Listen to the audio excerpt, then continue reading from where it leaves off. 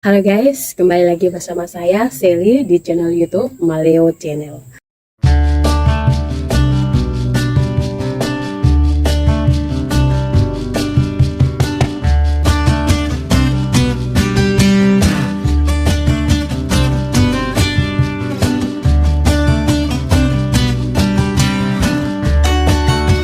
Berhubung hari ini bertepatan dengan Hari Kemerdekaan Bangsa West Papua, karena itu saya ingin mengucapkan Dirgahayu Papuaku yang ke-63 tahun. Kali ini saya ditemani oleh buku Seada di Sini, Suara Perempuan Papua Menghadapi Kekerasan yang Tak Kunjung Usai. Buku ini adalah laporan dari AJAR, Asia Justice and Rights, yang bekerja sama dengan 5 organisasi perempuan Papua yang kemudian membentuk satu kelompok kerja yang dinamakan dengan Papuan Women's Working Group tahun 2017. Pada buku ini diterbitkan di tahun 2017 dan melibatkan 170 peserta perempuan asli Papua yang ada dalam 5 kota. Saya ingin mereview buku ini karena hari ini kita masih berada dalam masa rentang 16 hari anti kekerasan terhadap perempuan, yaitu pada 25 November sampai 10 Desember puncaknya. Karena itu saya ingin membahas sedikit soal buku ini.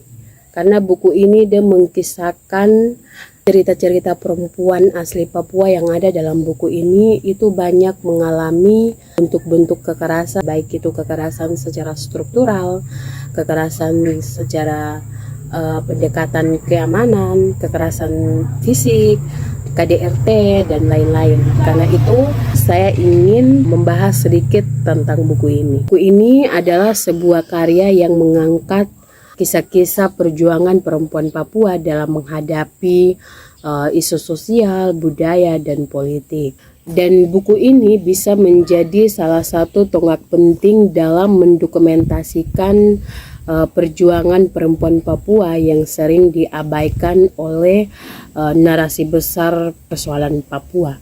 Melalui cerita-cerita nyata yang ada dalam buku ini menawarkan perspektif yang mendalam tentang kehidupan, keberanian, dan keteguhan hati perempuan Papua di tengah dinamika masyarakat yang kompleks. Dalam buku ini pembaca diajak untuk memahami bagaimana kehidupan perempuan Papua dalam menghadapi kehidupan sehari-hari mereka, baik sebagai ibu rumah tangga, pekerja, dan pejuang hak asasi manusia. Narasi yang dihadirkan pun tidak hanya menggambarkan penderitaan, tetapi dia menggambarkan semangat juang yang luar biasa dari para perempuan ini.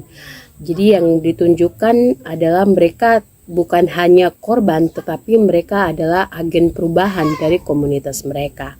Cerita dalam buku Seada di Sini itu menyentuh berbagai aspek kehidupan perempuan Papua, mulai dari KDRT, kekerasan dalam rumah tangga, diskriminasi gender, dan perjuangan untuk mendapatkan akses pendidikan dan kesehatan. Kisah-kisah yang ada dalam buku Seada di Sini itu ditulis dengan sangat lugas dan penuh emosi, sehingga kita sebagai para pembaca itu dapat memahami kedalaman emosi para tokoh-tokoh yang ada dalam buku ini. Jadi ketika baca buku ini tuh emosi saya sebagai perempuan itu juga keluar menyatu dengan buku ini. Jadi saya harap kalian bisa baca buku ini. Salah satu tema sentral yang ada dalam buku ini adalah hubungan perempuan Papua dan tanah mereka.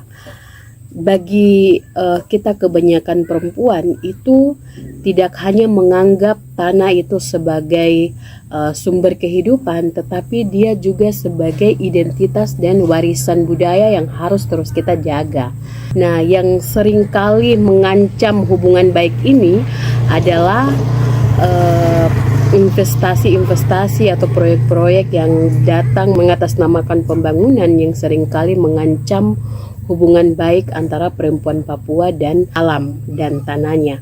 Nah, buku ini banyak menyoroti soal bagaimana perempuan Papua berjuang melawan pengambil alihan lahan mereka, tanah mereka dari investor-investor yang datang merampas hak mereka, tanah mereka, masa depan generasi mereka. Selain itu, buku ini juga menyoroti bagaimana perempuan Papua menjadi pemimpin di komunitas mereka. Bagaimana dalam situasi yang sulit, mereka seringkali tampil sebagai pilar kekuatan, menjaga keluarga, dan memastikan keberlangsungan tradisi. Melalui kisah-kisah mereka, pembaca diajak untuk memahami peran penting perempuan dalam membangun Papua yang lebih adil dan setara. Buku Saada di sini tidak hanya mengisahkan perjuangan perempuan Papua, tapi juga memperlihatkan solidaritas mereka.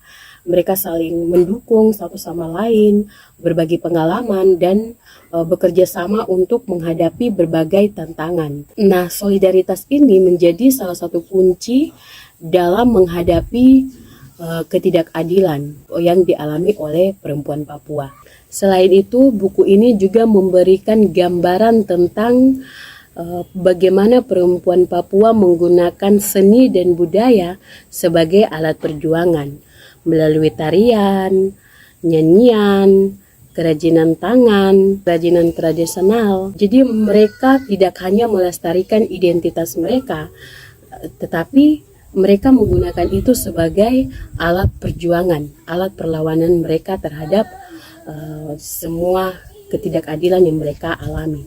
Narasi dalam buku Saada di sini juga menyentuh aspek spiritualitas dalam kehidupan perempuan Papua. Bagaimana kepercayaan mereka terhadap Tuhan dan roh leluhur untuk menghadapi berbagai kesulitan di tengah tekanan yang terus datang kepada mereka.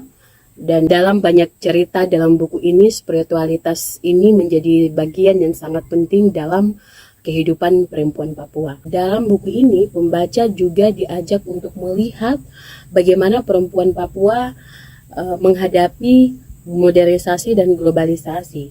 Mereka terus mencoba untuk mencari cara agar mereka tetap menjaga tradisi mereka seiring beradaptasi dengan perubahan zaman. Dan perjuangan ini seringkali mendapatkan banyak dilema, tetapi perempuan Papua tetap berusaha mencari keseimbangannya agar tradisi yang dijaga itu seimbang dengan perubahan zaman yang terus berubah. Pada intinya, buku Saada di sini adalah sebuah panggilan untuk pengakuan dan penghormatan terhadap perempuan Papua. Buku ini mengingatkan kita bahwa perempuan Papua bukanlah objek belas kasihan, melainkan subjek yang punya kekuatan besar dan potensi yang sangat luar biasa. Mereka adalah penjaga kehidupan, budaya, dan harapan Papua. Dan pada akhirnya dari keseluruhan review saya melalui buku ini, Papuan Women Working Group ini berhasil mengangkat suara-suara yang terpinggirkan, dalam hal ini perempuan Papua yang selama ini tidak didengar suaranya.